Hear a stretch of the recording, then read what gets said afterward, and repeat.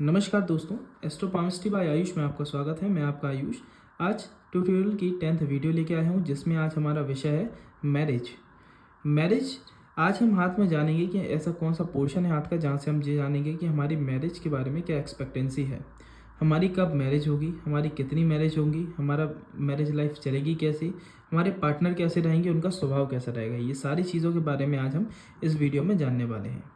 तो वीडियो को शुरू करने से पहले एक स्मॉल इंट्रोडक्शन दे देता हूँ कि आज वीडियो के क्या क्या विषय रहने वाले हैं। पहली चीज़ जानेंगे कि कब होगी हमारी शादी।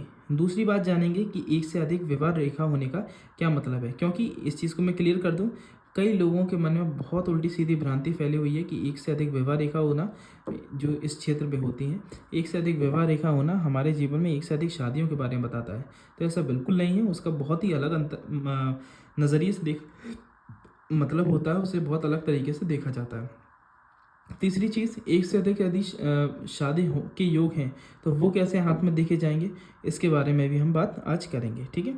साथ ही ये देखेंगे कि हमारे हाथ में ओवर प्रोटेक्टिव और पजेसिव पार्टनर के योग हैं क्या, हमारे पार्टनर का स्वभाव क्या ओवर प्रोटेक्टिव और पजेसिव रहेगा, तो इस चीज़ के बारे में जानेंगे। साथ ही ऐसी भी स्थिति बन जाती है कि हमारे पार्टनर बीमार होकर कई बार किसी एक्सीडेंट में या फिर किसी बीमारी के कारण उनका देहांत हो जाता है, पार्टनर का साथ वाला पार्टनर छोड़ देता है, तो ऐसी स्थिति के योग कहाँ से देखे जाते हैं, हाथ में। छठवां योग देखा जाएगा कि क्या हमारा पार्टनर बहुत फेमस पर्सनैलिटी रहेगा, इसके बारे में भी आज हम इस वीडियो में जानेंगे। तो आज ये सारे पॉइंट्स मेन रहेंगे, 6 पॉइंट जिनके बारे में हम विवाह क्षेत्र से बात करेंगे। तो आज की वीडियो को मैं प्रारंभ करता हूँ। अच्छा, वीडियो को प्रारंभ करने से पहले एक ज़रूरी सूचना, यदि आपको अपने पाम का कंप्लीट एनालिसिस मेरे द्वारा करवाना है तो आपको वीडियोस पे जानकारी चलती हुई दिखाई दे रही होगी, वहाँ दिए गए नंबर पर कॉन्टैक्ट करके अपनी अपॉइंटमेंट बुक करवा सकते हैं और मेरे द्वारा कंप्लीट पाम का एनालिसिस करवा सकते हैं।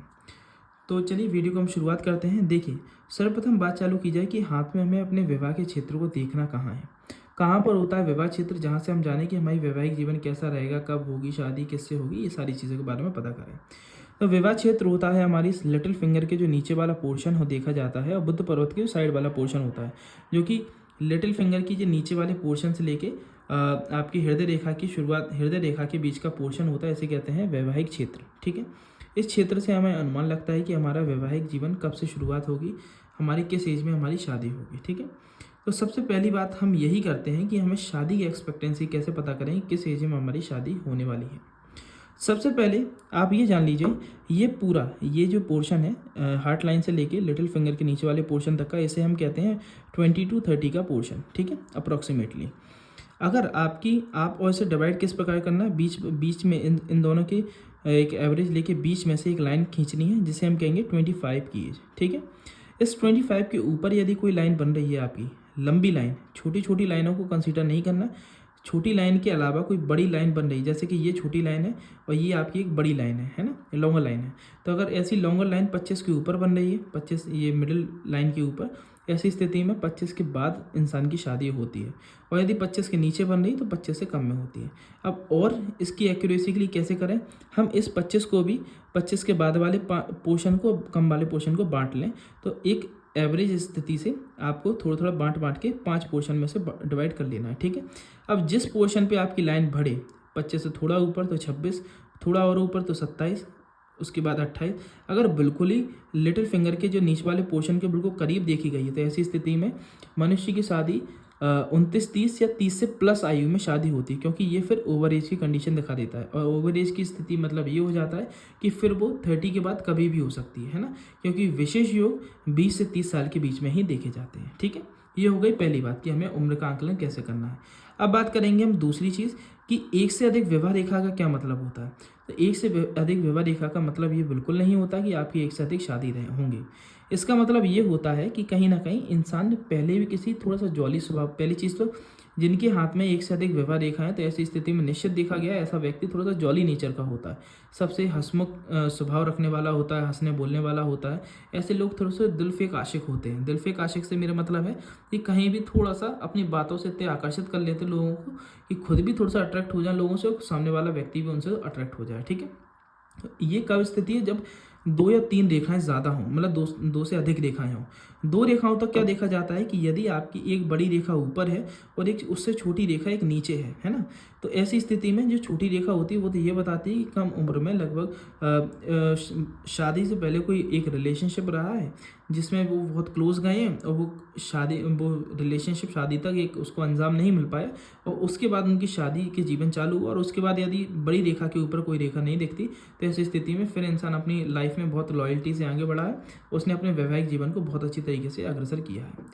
परंतु यदि जैसे कि मैंने बताया 2 से अधिक रेखाएं हैं, है ना, कि नीचे भी रेखा है ऊपर भी फिर एक छोटी छोटी रेखाएं चालू हो गई, तो ऐसी स्थिति में शादी से पहले किसी रिलेशनशिप में था फिर अपनी शादी में आया। अच्छा, ऐसे लोग शादी में बहुत लॉयल होते हैं, है ना, तो उनकी लॉयल्टी को जज नहीं करना है। ऐसे लोग लॉयल पर्सनैलिटी रहते हैं, शादी में अपना पूर्णतः ध्यान देंगे, अपने पार्टनर को बिल्कुल सपोर्ट करेंगे, अपने पार्टनर के लिए पूरा 100% लॉयल रहेंगे। परंतु यदि ऊपर और रेखाएं हैं तो ऐसी स्थिति में देखा जाता है पर थोड़ा थोड़ा मन भी विचलित कहीं ना कहीं हो जाता है। ठीक है, तो थोड़ा सा जॉली स्वभाव रहेगा। परंतु अब बात करते हैं कि ऐसी स्थिति कैसे देखें कि जिस स्थिति में एक से अधिक शादी होने के योग होते हैं, ये आपको खुद जानना है ना। यदि आप देख रहे हैं कि आपकी शादी एक बड़ी रेखा आपकी क्या बन रही है लगभग 25 के बाद वाले फेज में, ठीक है, और आपके घर वालों ने जिद्द करके आपकी शादी कर दी 25 से पहले वाले फेज में, और उसके 25 से पहले वाले फेज में जैसे 24 में आपकी शादी हो गई, तो उसके बाद भी अगर कोई बड़ी रेखा बन रही है तो निश्चित ही मान लीजिए आपकी एक और शादी के योग हैं। वो शादी आपकी या तो ज़्यादा दिन चलेगी नहीं या फिर कोई रुकावटें आएंगी। इसके साथ साथ ये भी देखना होता है कि आपके शुक्र पर्वत पर ये जालनुमा आकृति बनी हुई, साथ ही आंतरिक मंगल से कोई रेखा निकलकर आपके इस प्रकार से बुध पर्वत तक पहुंचे। ठीक है, यदि ये 2 केस बन रहे हैं, शुक्र पर्वत व जालनुमा आकृति और आंतरिक मंगल से कोई रेखा निकलकर इस प्रकार से आपके बुध पर्वत तक पहुंचती है, तो ऐसी स्थिति में देखा जाता है कि इंसान की शादी ज़्यादा चलनी नहीं है और उसके सेकंड मैरिज के पूर्णता योग है।